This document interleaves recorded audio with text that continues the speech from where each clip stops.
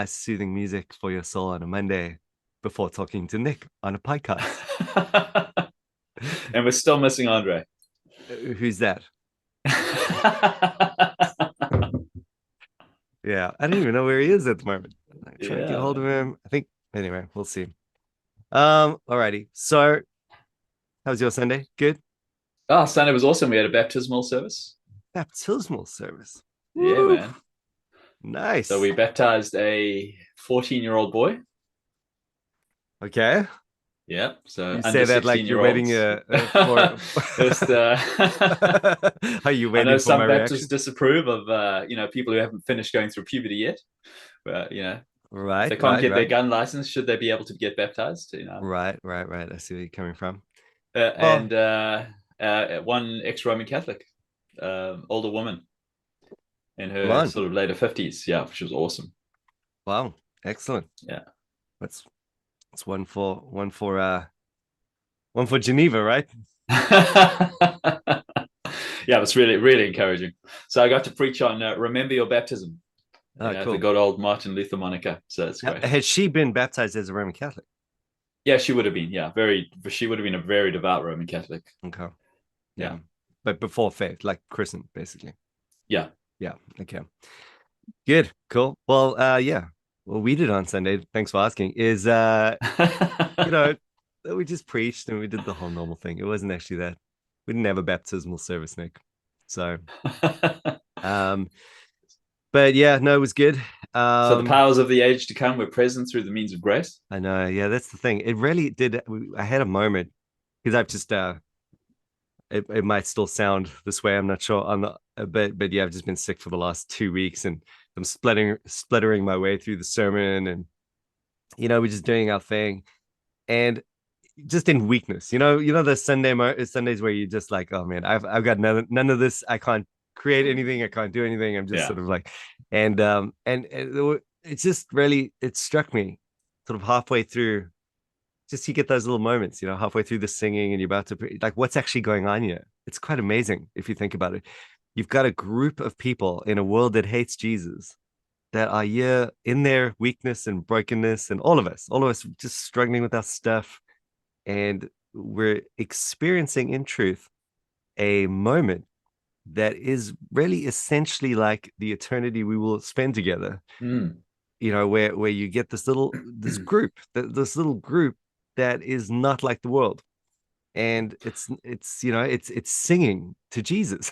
This Amen. little group, like, and just crying out for forgiveness, and receiving mercy and wanting to hear the word, and it's just, it's proof that there is something going on in the inbreaking of the powers of the age to come.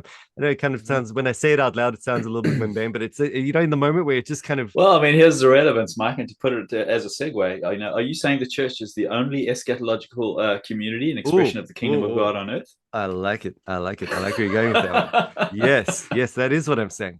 And contra Dooyeweerd and and company, which we'll talk more about.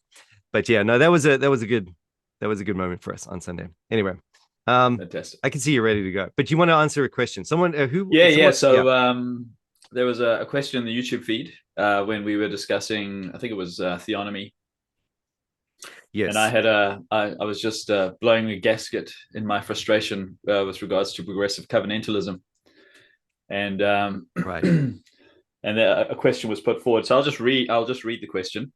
I'll just read the comment, and then we can engage with it before we kick off. Okay.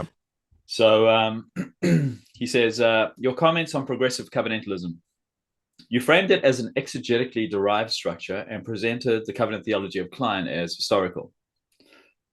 Isn't this making the point of progressive covenantalism that covenant theology isn't so much so exegetical as it is historical?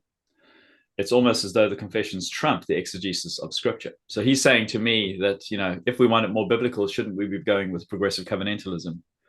And he seems to think that I set up a polarity between Kline and history versus the Bible and progressive covenantalism on this side. And Mm. he goes on to say, I understand where you're coming from, but the historical arguments shouldn't outweigh the exegesis, and for somehow that is an argument against progressive covenantalism. I would appreciate a more full discussion on progressive covenantalism and new covenant theology. So we're not at the point of discussing new covenant theology, but maybe let me clarify a few points regarding progressive covenantalism, Cool. just to help our brother here. So let me start off by saying all the good stuff I love about progressive covenantalism, because there's some really, really, really excellent stuff there. You've read it and you would have benefited from all sorts of parts of it. Mm. And, their stuff on the new covenant is exceptional. When I read them on the new covenant as a Reformed Baptist, I just feel like, Now, are we talking about, like, who are we talking about exactly when you say so them? Wellum and Okay. Gentry. Yeah. All right. So they're a book on this topip. They got that little book.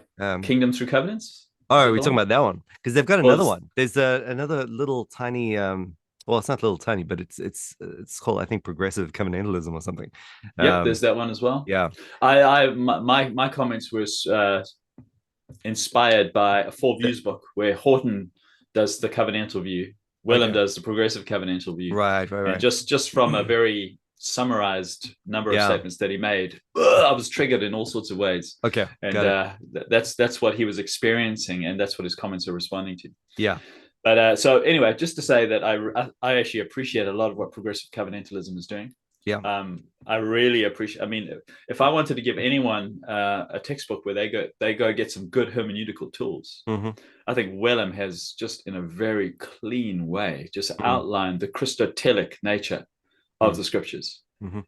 Just looking at Christ as the end point. He is the temple. He is Israel. He's just in the most simplistic way, he's really done us a favor in taking Voss and Beale and all of the guys who've done so much hermeneutical work and really simplifying it. And so that, I think, is part of the strength of the progressive covenantalism. Yeah. And then there's stuff around new covenant theology, and the orientation towards the new creation, for the reason why baptism should be left behind. They're on that same page with us. And so really love them on that. When I read that, I'm just like, yes, finally someone's getting it. Yeah. And so I really enjoy them from that perspective. But where I do think the weakness is in their case, and this is what I was responding to, and where my comments were coming from as we were talking about theonomy, is that when Wellum makes some throwaway comments like, we just shouldn't really talk about the Edenic administration as a covenant of works. We don't need to do that. It's not or there's a works grace tension in every covenant. Exactly. Yeah, which is those sorts of comments are and then as if that, and then just move on so quickly. Yes. And what you've done is you basically trivialized 300 to 400 years of conversation around what distinguishes different forms of covenant theology in a throwaway comment. Right. And that's what got my goat. Yeah. So, I'm not saying the historical trumps the exegetical at all. If anything, I'm just saying that progressive covenantalism, for all its strengths, is failing on the historical front. It is insufficiently historically sensitive. And I think it could do much better if it just dug a little bit deeper into the reasons why certain cases do exist for deciding whether it is a covenant of works or not, or whether it's a works covenant or a gracious covenant, etc. Yeah, and the thing is, well, if we take it from Kline's side for a second, what you see there, I think, with Kline, what I appreciate so much about him is, you could see he was happy to let the confession go if it got in the way of the Bible, very clearly. And yet what you have is such a robust exegesis. I mean, who on earth could, you could accuse Kline of many things, but not being a light exegete, right? He is really right there in the deep code of the whole thing, and working it through. And yet what he showed at the end was the harmony of the historical conversation on these issues, and or at least when I say that, I mean the confession and the law grace antithesis that the confession and Reformed theology has upheld, with the exegesis, along with covenant theology at large. I mean, it's not just some dogmatic construct. It's coming out of the text. It's a way to process the bits and bobs of the text. But the one is supporting the other. So Kline, I think, he is in many ways the gatekeeper on that exact point, in that he is showing how the two cannot just be. You can't just dismiss the one in favor of the other. They are the same, and they are working together. But then the other thing is also, just to maybe another way to get at this would be to, in the same way one might appreciate any exegetical commentary or um, any exegetical work, any biblical study scholarship. I mean, what those guys do is they don't put it together for you, right? So they just give you the data and they go, yeah, well, this is what we're seeing. And so if you got a nice exegetical commentary, they'll kind of present you with all the things that they're coming across in the text and this and that. But they're not doing the work of a systematician. That they're not taking that and sort of putting it, in a concise doctrine for you and helping you to reconcile that with other doctrines and so forth. Many biblical theologians like that are very helpful as well. So you've got, I think, of Goldsworthy would be the big example that pops to mind. He just sort of like, again, very, very sort of simple, basic concepts that he was just spelling out without real reference to systematic theology. So you could read that and then go, "Ooh, this is a whole nother thing," and I've got to take this or my systematic theology. Or you could go, all right, is this basically, opposing at the core what I'm saying at a systematic level, or is this supporting it?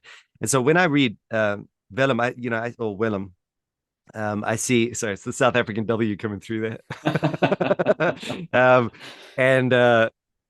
And what I see is someone that could be read in a few different ways.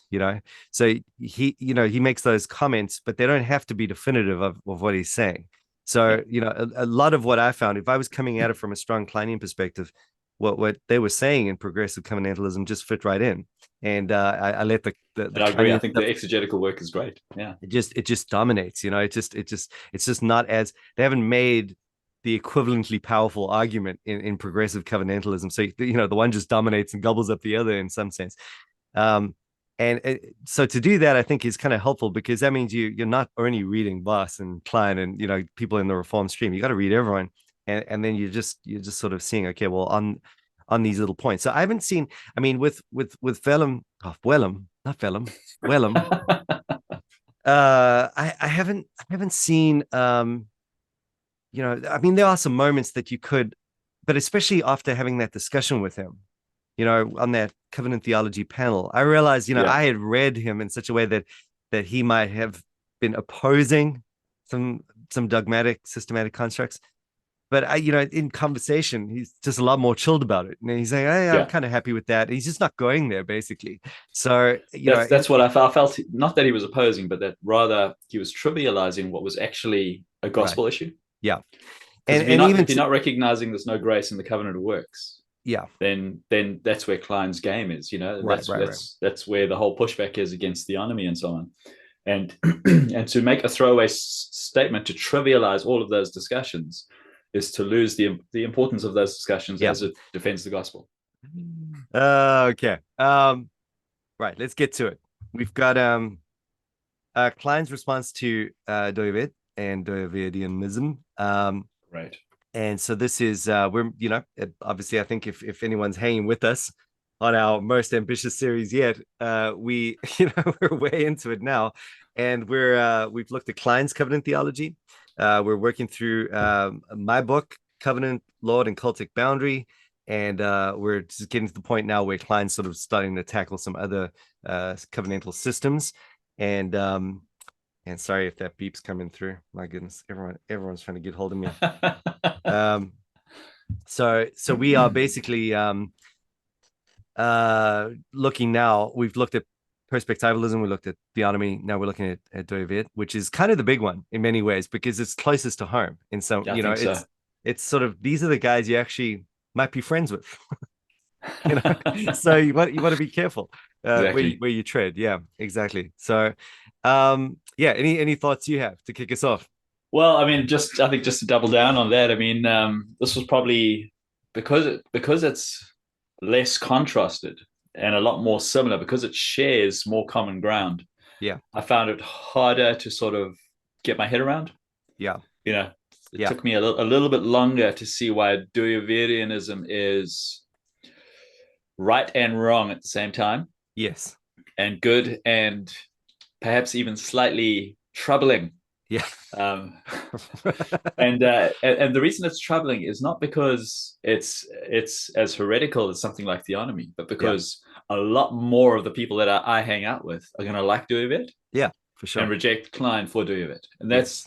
it's like, it's bugging me Yeah, from that point of view. exactly. I mean, if we're teaching at a seminary, we're probably at a Dooyeweerdian seminary. If we're teaching at a thing, this is the reformed world in many ways. It is Yeah. the dominant, approach to reformed theology. Um, if you're going to a seminary, you're probably going to a Dooyeweerdian seminary. If you're reading a book, it's probably a Dooyeweerdian book. It's just this is the if it hasn't taken the time, if the author or the teacher or the institution or whatever it is hasn't taken the time to iron this issue out at quite a detailed level, it Yeah. will default to a kind of just a this is the Lord is sovereign, God is sovereign, therefore everything he just reigns over everything, but we're not theonomous. Yeah. And so it's sort So of all reformed non-theonomists are some form of Dooyeweerdianism. exactly. But it is a bit more of a technical discussion than that, and I think this is one area that hardcore Dooyeweerdians and Kleinians can both appreciate, because I think Dooyeweerdians get frustrated on this as well. Yeah. He did say some things, he didn't say some things, and then people have misread Dooyeweerd, started their own thing in the name of Dooyeweerdianism, and then neo-Calvinism is sort of a broader version still, and who is the reference point? Is it Kuyper? Is it Bavinck? Is it Dooyeweerd? So what's going on? I think the waters do get muddied and frustrate a lot of people. So hopefully, just a little thought around this area is helpful one way or another. Definitely. And I think what I like about the chapter that I managed to get out was that, at least to my satisfaction, I was able to pinpoint some areas where I'm like, okay, well, this is going to be for me the stickler, Yeah, and definitely. and That's so great. hopefully other people Maybe just to orient those who are tracking with us, Yeah. just to say that Dooyeweerdianism is in the Dutch Reformed camp of thinking. Mm-hmm. So there's Abraham Kuyper, and here we are downstream of Abraham Kuyper, Mm-hmm. and there's a sort of a neo-Kuyperianism that's going on in the Dutch Reform world. And so Kline and Dooyeweerd are both downstream of Kuyper. Yes. They're both nuancing his overarching worldview project, Mm-hmm. and they're both in agreement with some of the fundamental ideas around God's sovereignty, the basic ideas around sphere sovereignty. Yep. Yep. Yeah. So that's where the discourse is taking place. Yeah, good. And also that Klein himself was appreciative of all of that, and didn't feel like he needed to just break out of that whole environment, but was happy with even much of what we talk about typically is very close to Kuyper's sphere sovereignty, and there is just a lot of that's really good and gold. Common grace, as we've said before many times, I think we said it recently, was it's basically a Kuyperian kind of thing. And so all of this has been in this Dutch Reformed way of thinking. Of course, Vos is Dutch Reformed, everything's Dutch Reformed. It's kind of operating in this milieu. So there's that, and also there's this matter of just trying to appreciate how all of life does fit together in a Christian worldview, without getting too technical about that, and appropriating a certain sort of, I don't know, Kantian philosophy and so forth. There is just, I think most Reformed Christians get that. We're like, yeah, it does matter. You do have to see the whole thing together, not only in terms of the Bible and how it fits together, but how that then works together in all of life. You want to know how it works when you go to the shopping mall. You want to know how it works when you face things like Christmas, at least. You want to know how it works when you talk about politics. So that's all. This has been a massive discussion in these areas, and Dooyeweerd has perhaps done more than most to help people along in that. And even on the issue of natural law, something that we're obviously okay with, in some sense, I think it was Van Drunen that said Dooyeweerd was, just like cultivating this monstrously, more detailed version of natural law than anyone had ever tried to do before that. So even in that, when viewed through that lens, it's something that's potentially really helpful. So that's just something to keep in mind as we get going. No, great. Well, one of the things with Dooyeweerd is the learning curve in terms of some of the definitions and the big words and right. Just using ideas that maybe aren't mainstream, but are very important to get a handle on. So maybe we should just touch on some of these. So cosmonomic philosophy. Nice. I like the way you went for the English version of that. That's good. Yeah. Yeah, we got Belton Shuang and all these Weltanschauung. Yeah. all these German concepts. Yeah, Worldview. Yeah. because basically a lot of this is as the term worldview.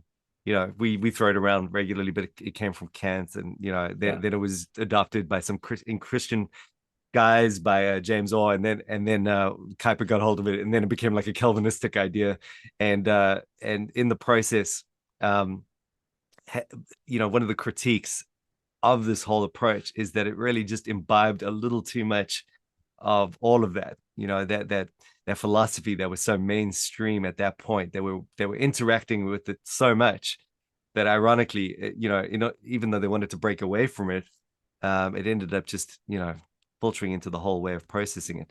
I don't want to take that too far because I think it was just a means of thinking about something rather than anything else. But at the same time, I think there's always a danger in that they're using categories that are perhaps just a little bit forced if you had Yeah. to rely I on the mean, I Bible welcome alone. the project because, the Enlightenment coming out of the age of, where Christendom was on the wane. Yes. And suddenly you're trying to put the whole world on a new footing, an intellectual Yes. footing that's not the assumed categories of Christendom. Yeah. You know, the philosophers are putting concepts out there. Now Christianity is seeking to engage with this new intellectual climate. Mm. And it's in that conversation that they're beginning to want to carve out the Christian way of using your categories, but this is what it should look like. Mm. And so, I mean, I commend the project from that point of view. I think it's what we have to do in every generation. But like you say, there's always the danger of when you use their categories, there are certain assumptions in their Yeah. categories, and Yeah. they're inevitably going to influence you. Yeah, exactly. So there is a kind of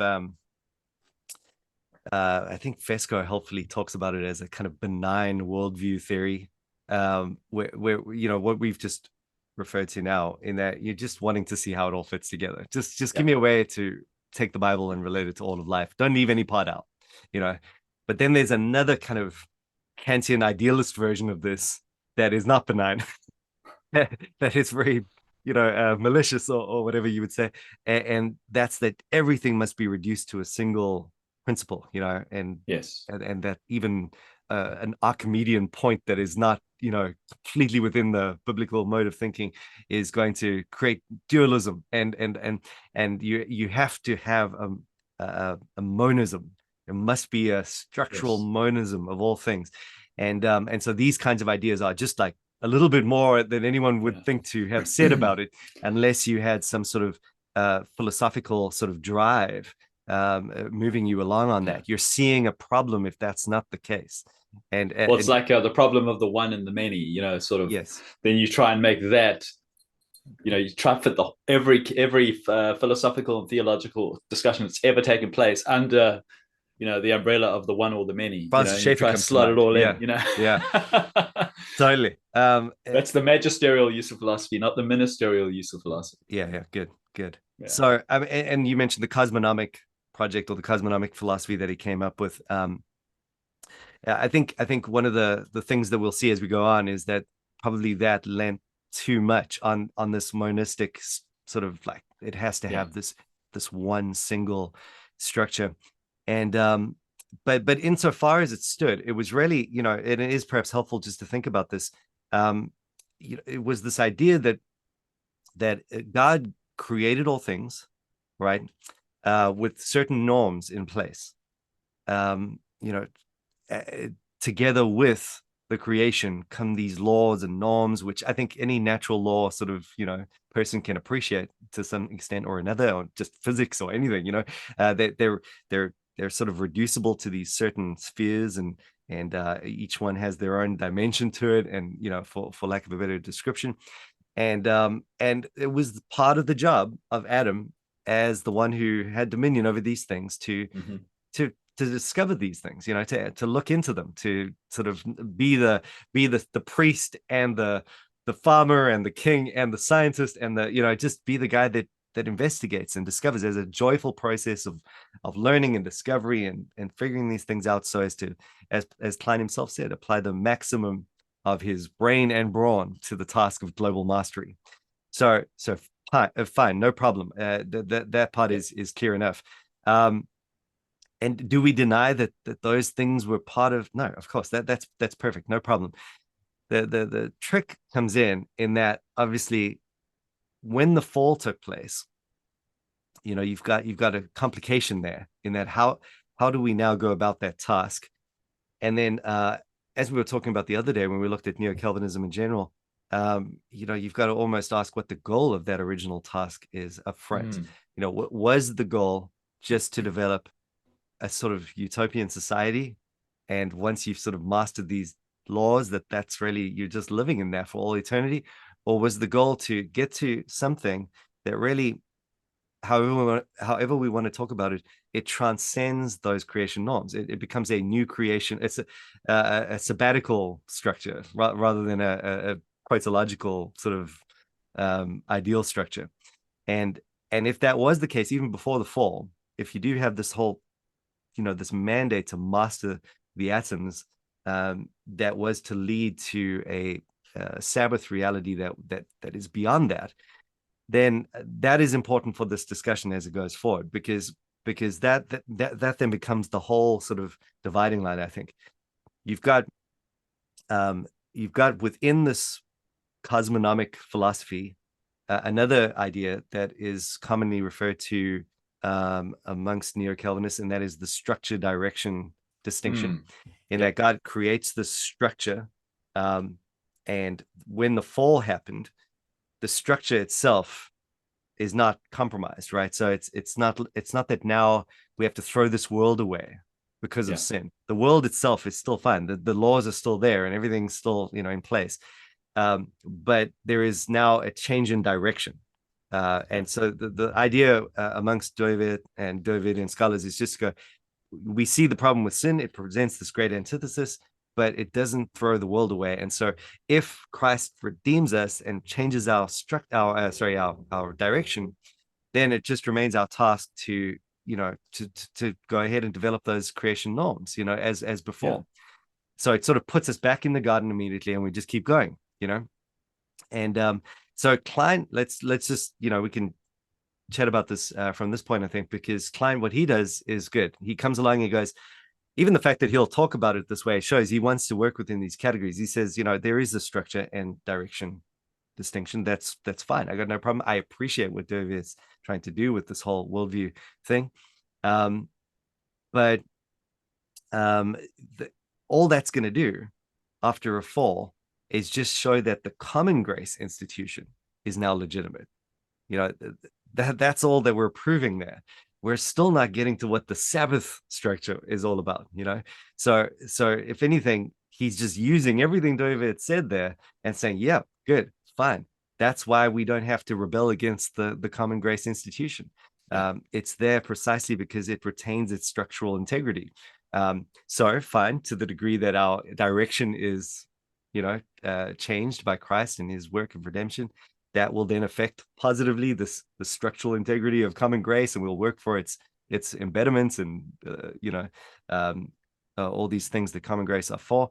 But we just haven't touched the question of what it is that new creation is, because ultimately what Jesus gets us is not just a time back in the garden and a time, back to work on the city, but ultimately what Adam failed to ultimately enter into, which is that teleological Sabbath glory.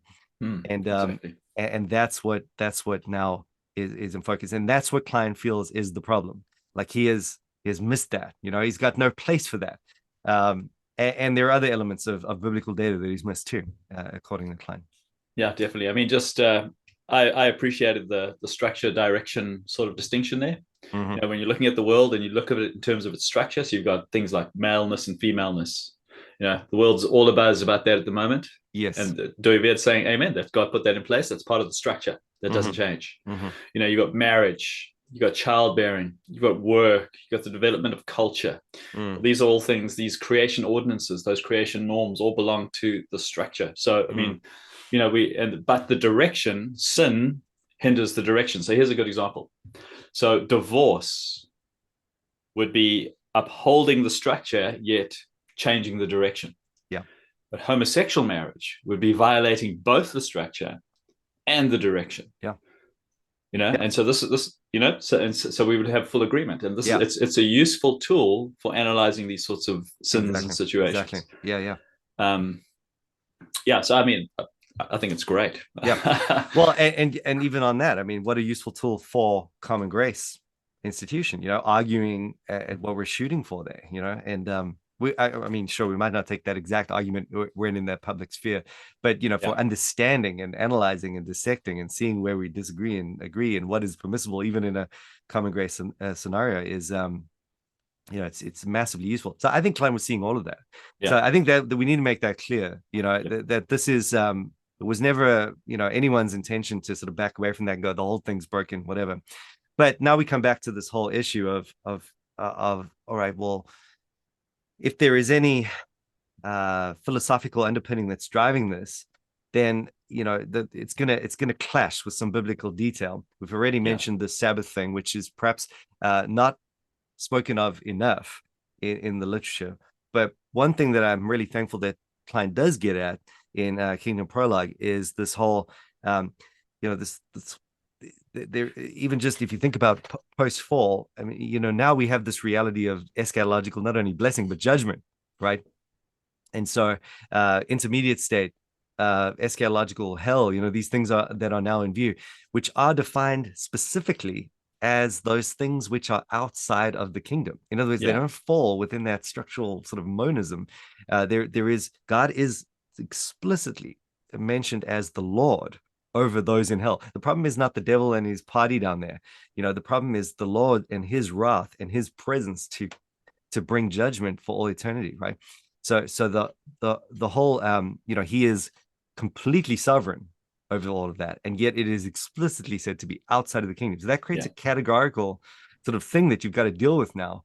And all the discussion, as Kline points out, about we can't have common grace because common grace, for example, I've written here for Dooyeweerd, the Christian ground motive, which alone provided the possibility of true coherence. He thought all religions other than Christianity were compromised because they'd brought in this dualistic perspective, but only Christianity could bring a true coherence. Well, did you hear that? Okay, good. Someone just thundered across the road and some like engine backfire or something. So only Christianity could bring this coherence through its ground motive of creation, fall, and redemption, right?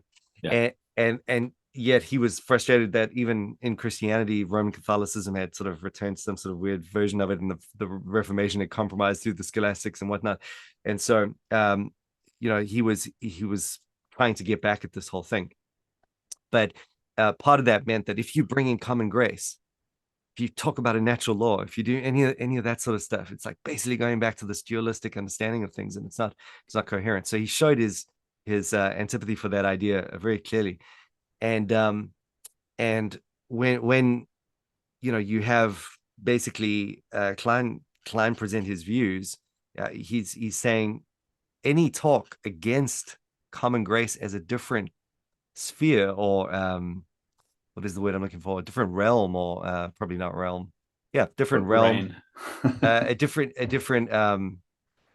category or something like that. Just any talk that is dualistic, just is it's sort of like dealing with the tiny problem when you've left this massive problem completely open. And then what about hell? I mean, that's the big one that you have to approach, and then this is just the minority form of what changes structurally after the fall. This is just the tiny little thing that God has to tweak. What about the big one? So I think I have never seen a Dooyeweerdian come back at that point. We'll talk more about it when they do come back.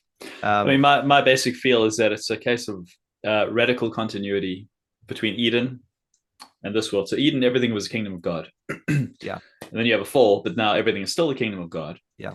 And common grace, basically functions for believers, not unbelievers. Yeah. And basically we just continue with Adam's project, unbroken. Yeah. And when Christ comes, and here we are as the church, Christ has secured all the capital which will enable us as the continuers of Adam's mission to basically take over the world and finish off Christ's work. Or finish where Adam failed. So Christ enables us to finish Adam's task. And and so there is this toleration of the unbeliever. It is a co-belligerency, Yes. but it's for the purposes. It's just sort of there's no sense of it being legitimate at any sort of uh, common grace institution. Rather, it is illegitimate yet tolerated for the purposes of advance of this kingdom. So it's all one kingdom in that it's all, it's never been anything other than, but there are some impasses in this one kingdom that are being tolerated right now as the kingdom advances, which is again very, very different to what we're saying here with Kline, because he's going, no, the duality exists. The God is Lord. He is free to amend the structure of creation, right? Not in such a way that it makes it illegitimate, but in such a way that allows for a certain duality. Yes, we can say that word. And if nothing else, we think about judgment, we think about intermediate state, we think about those areas that are outside of the kingdom that are still under the lordship of Christ. Well, how much more then in these areas that retain their legitimacy in common grace, Yeah. and yet are not the final thing that Christ has earned for us. So, I mean, this is like, as you start talking more on those ideas, I think that you can start seeing where the real problem comes in. And this, I think, is the most helpful way to approach it, because a lot of this discussion goes, well, is a Christian, how is a Christian going to meaningfully interact with his society as like a teacher? Is it your calling? Is it your vocation? Is it, what are you doing for the kingdom of God as a teacher, or a builder or whatever? And it sort of like gets away from the issue in that sense, because everyone sees that you got to be salt and light, and you've got to do this thing. And yep, there might be some nuance in the way that you approach it. Like, you're not going to call your business Kingdom Builders and so forth, or the Kingdom Teachers Association. You're just going to try and be a good teacher. But or maybe there's also some distinguishing to be made in terms of whether we would see all vocations as callings. Maybe Yeah. it's a discussion. I mean, those are worthwhile discussions to have, but they're not the defining issue, because you can still get really clear on that, and you're still completely lost on the bigger picture idea. So I think it's a much better thing to just start off with this redemptive story, and just to Yeah. go, okay, well, what exactly are we doing now? What is the kingdom? Is it the same thing as the city? Is the kingdom now just a more like hyped up supernatural form or holy form of what the city actually is, or Yeah. is there a fundamental difference? The way I encountered it when I was at Bible college is basically, they would say, well, look, in the past, Roman Catholicism had the nature grace dualism, and there was the sacred versus the secular. Mm, And then the Reformation told us that there is no longer sacred or secular, mm, and God is the Lord of every sphere. And now mhm. we do all things to the glory of God, and therefore everything is kingdom. Yes. And, and as you chuck all of those, axiomatic statements together, it's sort of, it It's sounds okay. There's some lots of, I basically agree with all of those statements mm. as properly intended, Yeah. but it becomes a way of annihilating Mm. common grace. Totally. And so one of the things that Klein called for, and I think he's right to do this, is go, what you're feeling when you hear statements like that as a Christian who believes in God's sovereignty and lordship and so forth is right. So put that in this thought train of the reign of God. Call that the reign. Yeah. But then in terms of where we get specific in common grace and special grace and church and other institutions, that's the realm. So there's God is Lord over all realms, and that is his reign. But we're talking now about something slightly different when we want to actually define the realm itself. You need a two ages rubric. Uh-huh. Uh-huh. Well, at Because very there's minimum, this evil age, yes, and yes. then there's the age to come, which is breaking in the Yeah, eschatological community of the church. right, good. And that two kingdom thing is really focused on the this age idea, right? So Yeah. what is happening in the this age, as the kingdom breaks in. And we're saying that it's breaking in, but it's not breaking in. It's not, there's no continuity between, kingdom plumbers and what we're seeing, being established in society beyond in the age to come. Rather, what we're seeing is a new humanity breaking in now in Christianity. And I think in terms of the organism, here's another helpful thing that was brought in: the organism and the organization. So Kuyper himself, he said, listen, every Christian as part of the church is an organism of the church, and then you have the organization of the church. So no one's even there. You've got all this overlap. Everyone's saying that the kingdom is breaking in the organism of the church, right? So, and that's bigger than the church, right? So that's you as you go out into the world as salt and light. Yes. But then here's where it really gets down to the stickler. The only place that we're seeing the kingdom at an institutional, organizational level break in now is the church. And that's the do-all and end-all of this debate, I think. Yes. Because, the minute you want to say that, no, that is broader, it's also, kingdom bicycles are us,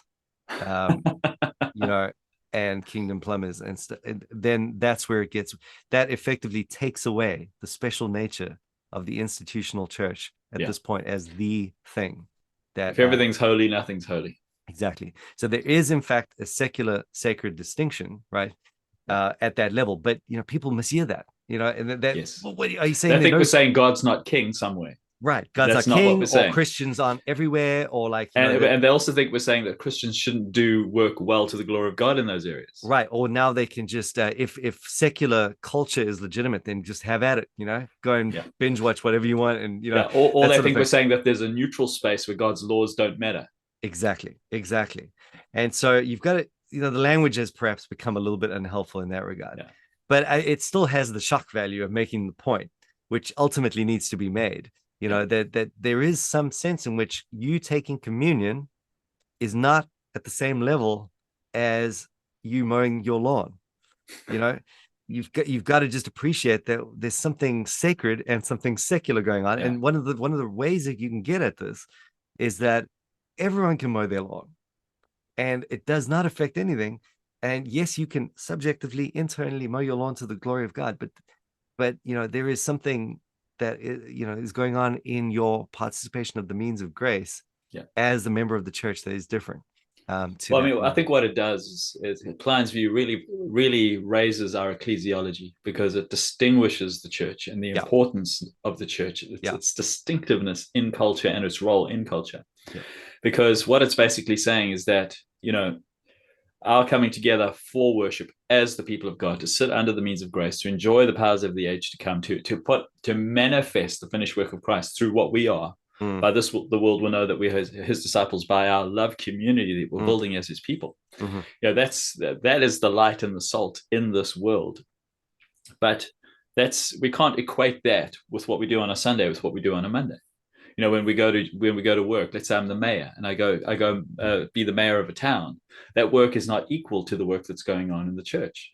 This is common work, and this is holy.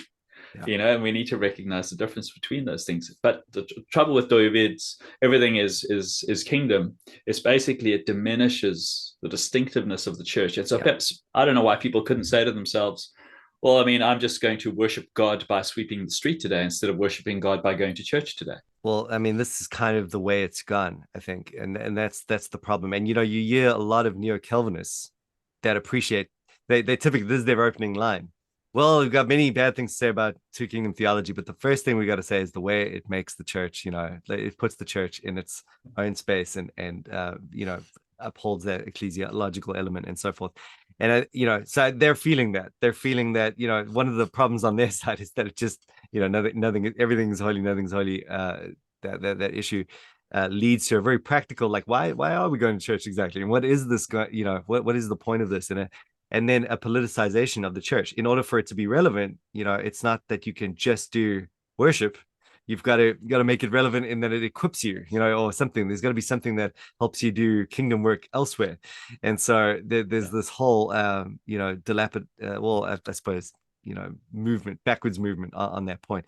So what we're saying is we need a cultic boundary. Yes. So hence the name of the book. Yeah. Well, Kline felt frustrated that they were saying, in the name of the covenant Lord, they were upholding the covenant Lord and saying, God is Lord over all of life. And in the name of that proposition, saying that, they had failed to appreciate the very Celtic cultic boundary that the Lord himself had put into play, Yeah. And so this is kind of this, I think we talked about this with theonomy, a similar sort of thing, in that you could tell this is a big frustration for him. If he's Lord, just let him be Lord then and tell you what's up. Yeah. He, Don't tell just the Lord how he can be Lord. Is he Lord or not? Is he Lord or not? And if he's Lord, then he said this is legitimate, and then he's doing these things, and don't try and let your philosophy rule the day with this stuff. Yeah. I love this the brilliance of the author that wrote this line is just shocking to me. It's just Who's the author, Mike? I don't know. No, but this is one of my favorite little. This was important to me as I was writing it. Kline did not want to equate the structural legitimacy of creation, which is good about Dooyeweerd, with the redemptive sanctity of the new creation. Yes. And so, to the degree that that encroaches and intrudes in this age, I mean, the same issue is at play.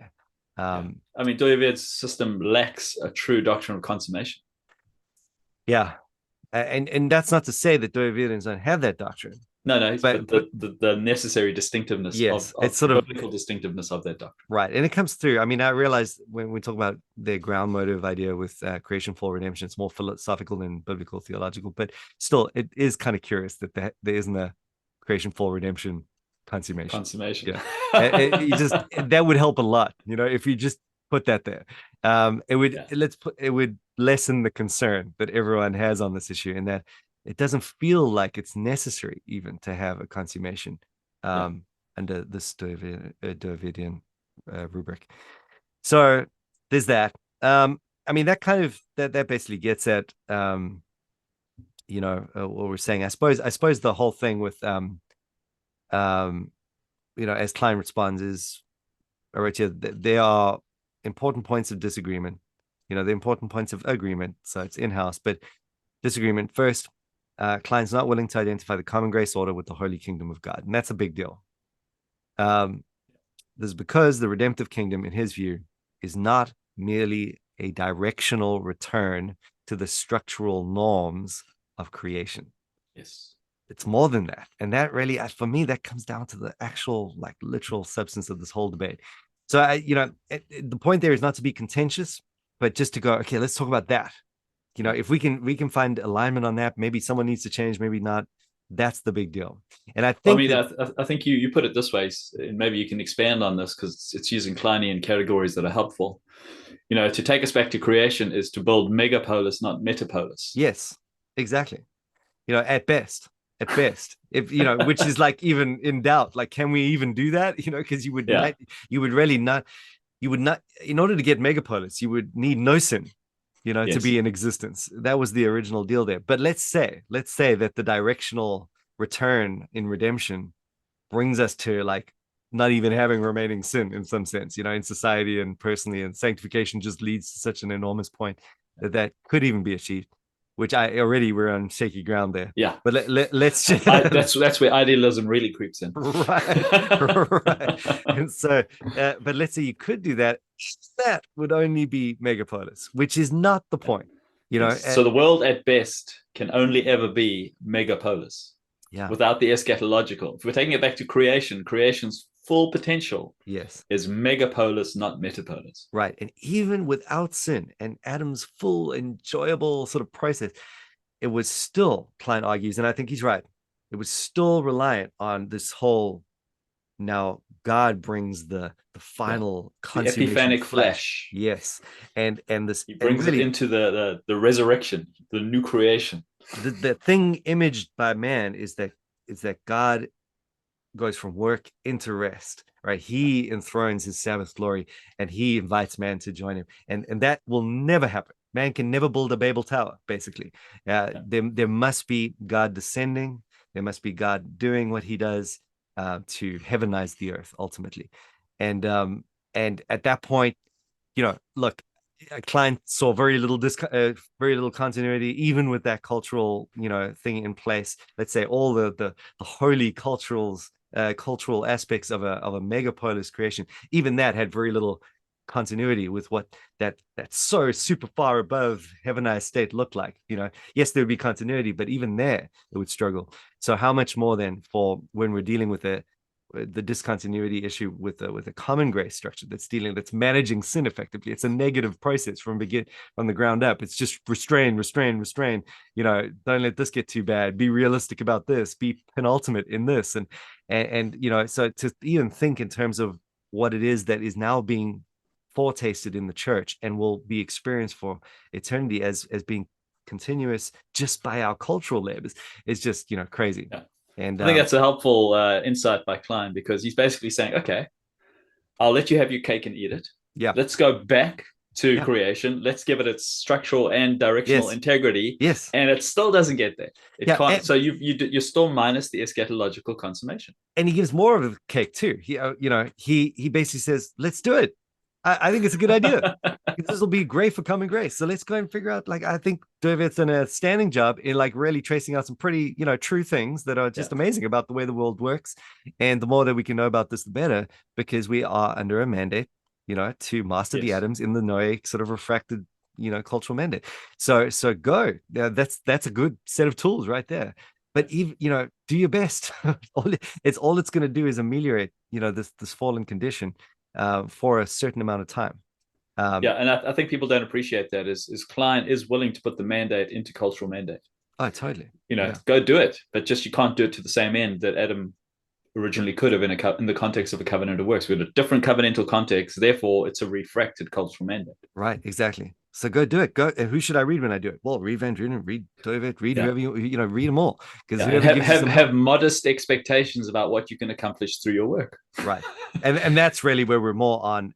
So to be fair, Dooyeweerd was not saying that. You have this there is this latent optimism that's just oozes in everything, and the idealism I think at that point is driving it. Whereas if you read Van Drunen, even where they're overlapping on natural law principles and so forth, Van Drunen's very clear, a very consistent sort of be realistic about what is meant to be attained here, and people say that that's defeatist and whatever, but no, that's what that is if anything encouraging to actually get stuck in and do something, because you might actually achieve the goal at that level. You don't have to delude yourself into thinking that we're in a basically a Christian political society anyway.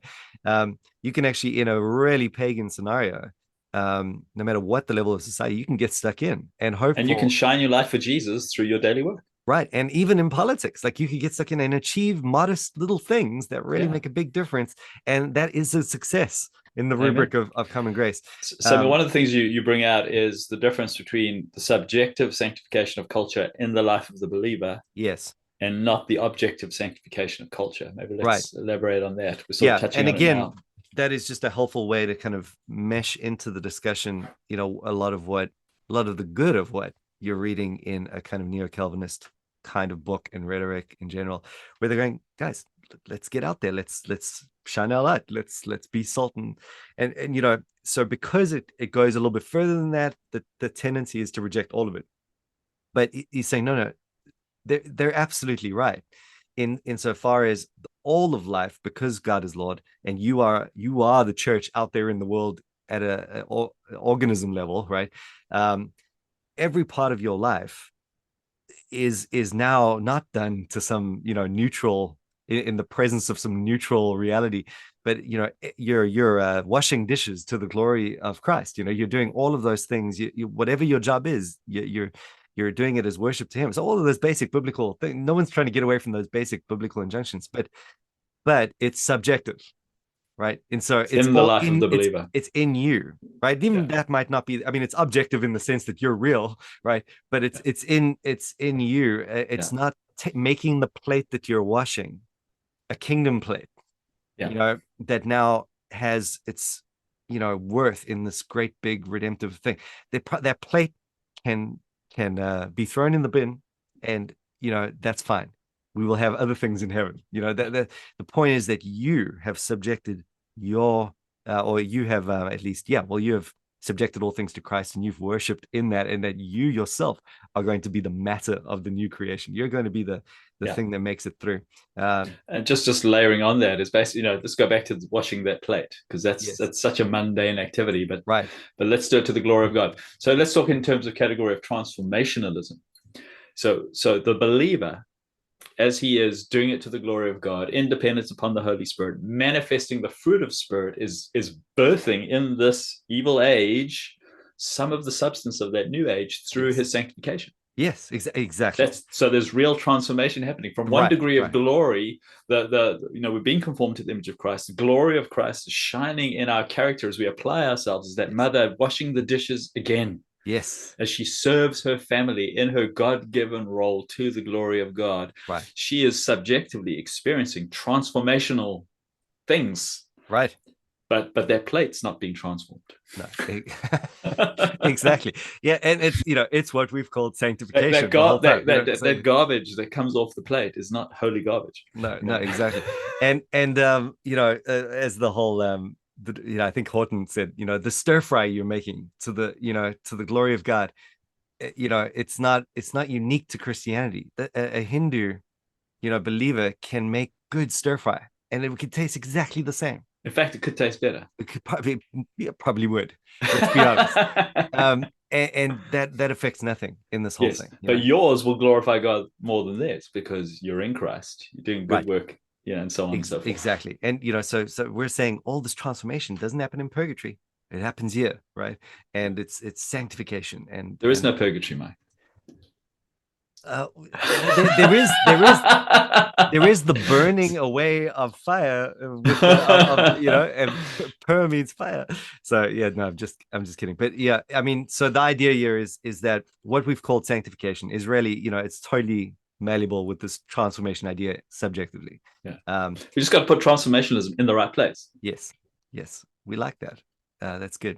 So we're agreeing with their basic notions. They have a positive view of Christ's work having an impact in this fallen world, but they're just because of their inadequate eschatology, they're just putting it in all the wrong places. Yeah, I think that's what's going on. And again, you actually read the literature, you see like 90% of it is just that stuff that we all agree with anyway. Yeah. So that's what sort of de-escalates it in my view. And then you can really get down to the thing that you disagree on. But you know what? Even that level of disagreement, it's okay.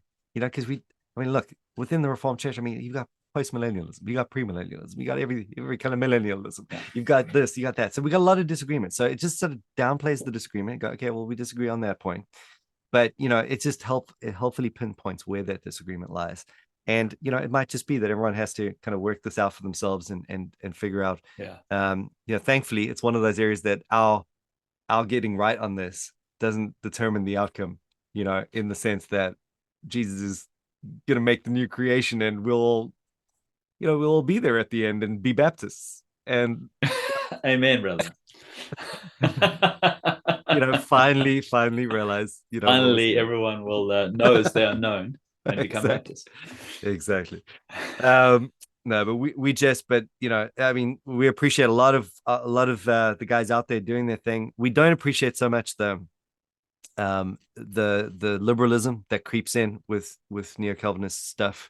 It seems to have a kind of, and Reformed theology in general has gone this direction as a result. I think there's this kind of, because there's almost this evolutionary sort of approach. It just comports happily with a liberal sort of way of viewing history and getting rid of any supernatural elements in the future, and sort of let's just get our hands stuck in social action stuff. So it's getting very, very close to this. Let's create heaven here on the earth. And maybe a more reformed version of that would be, let's get into politics and let's just figure it out. And then one day the power of Jesus is such that even if he never really actually comes back, they'll be everywhere, because at the end of the day, we'll be ruling from Christian government, and we'll be. The liberal stuff's nonsense. They deny a resurrection because they think that, the Bible's version of the resurrection is forecasting a political change on the earth, not an actual eschatological change, which is just garbage. So on that exact point is where the overlap lies, because that eschatological change safeguards that point, right? Yeah. You're always going to be relying on the blessed hope, right? That's just non-negotiable. It Yeah. puts the return of Christ is like the most important thing. And I feel, to me, that feels right. And the danger is that if you start downplaying this, that's going to start feeling a little bit fundamentalist to you. Yeah. Ooh, but you're actually asking for a literal return, not getting into politics and changing society. And so it goes, and you have to be careful. Now, obviously, we're not accusing every Dooyeweerdian of being liberal. That's completely not true. But there is just this, and you might say the same for us, in that our tendency is to go towards that sort of recluse Anabaptist, or not Anabaptist, but monastic sort of tendency to just kind of put our heads down and just wait for the salvation to appear. We have to watch out for that, but they have to watch out for that liberal end as well. So yeah, it's good. Good. Maybe just summing up in your conclusion, in reference to the three views that you looked at. You've got Yes. theonomy, perspectivalism, and Dooyeweerdianism. You make four just concluding remarks, and maybe it's worth throwing those out there as we draw this section to a close. Yeah, sure. Yeah, I mean, we'll sort of bring it up again as we see what they've said about Kline. But insofar as we're just sort of like, I think the last four sessions, podcast episodes that we've done, we've seen, especially when you look at the theonomy thing, but I mean, it applies to all of them so far, in that you've got this monocovenantal problem, right? That Kline is not happy with. Yeah, exactly. And you might say that all of those overlap on the matter of Vossian biblical theological methodology, in that Voss was concerned to see the multiformity and unity. There was something about the way in which all of this develops and progresses and is not static and so forth that is important to the method itself. So I think it's fair to say that Kline, whatever you make of Voss, Kline himself is most faithful to Voss and most intertwined with that methodology. So you're seeing the final results of that being, monocovenantalism on the one end and a more works grace antithesis on the other. But I think at the substance of it, it's this methodology that you have to either so accept within the Reformed camp, as people are working out these issues, Kline happens to be the most faithful to his hermeneutical method. Yeah, I think it's definitely, I'm happy to say that 100%. Others give lip service to Voss, but this is, if we're talking about who is really concerned to develop his project, I think that's Kline without a doubt. Yeah. Second, you could say that there is this make of it what you want. Again, leave aside whether this is good or bad, but it is true that the one who is protecting the works grace antithesis with the systematic construct that's developing here with the exegesis is Kline. The others might hold it. They might say it's there, but their actual systems are giving way to something else. You've got you're losing the methodology. You're losing the covenant theology that keeps this at play. And so even if you're saying, oh yeah, of course I believe the difference between law and gospel, what Kline is putting in place actually safeguards that point. And you lose that and you lose it all. Yep, definitely. Third, we could say that he best distinguishes the cultural mandate from the Great Commission. Yeah, and we're going to see this as we go more and more. But I mean, if we've just sort of ended up saying this, I mean, if it's true that redemptive sanctity is different to cultural common grace legitimacy, well, then the mandate involved for the one is going to be different to the other. And the one is a new creation mandate, ultimately. The other one is a creation common grace mandate. So that's going to look different. It's going to have the penultimate versus ultimate eschatological ends and so forth. But let's leave that for when we get to chapter 6. And then finally, we see in the whole thing, I suppose Kline is more on guard than any of the other systems, maybe, certainly with perspectivalism and Dooyeweerdianism, against sort of letting a philosophy sort of creep in and drive it rather than exegesis. So for Kline, he's always so concerned about accounting for the details in the text. If it's not hitting those details properly, he's not happy with it. For me, that's a healthy starting point. Whereas if you're coming at it from either my little brainchild here, or my appreciation of this philosophical contention, and you're just wanting to get to the conclusion without accounting for those exegetical details, that's likely going to lead to problems. So again, we'll talk more about that. All of that stuff comes up again, and but that's a good check-in point for us. Yeah, good. Sounds good. Excellent. Thanks for sticking with us. If you are listening, we're doing well. I think we're going to make this one. I think we're going to go all the way. Woo-hoo. All right.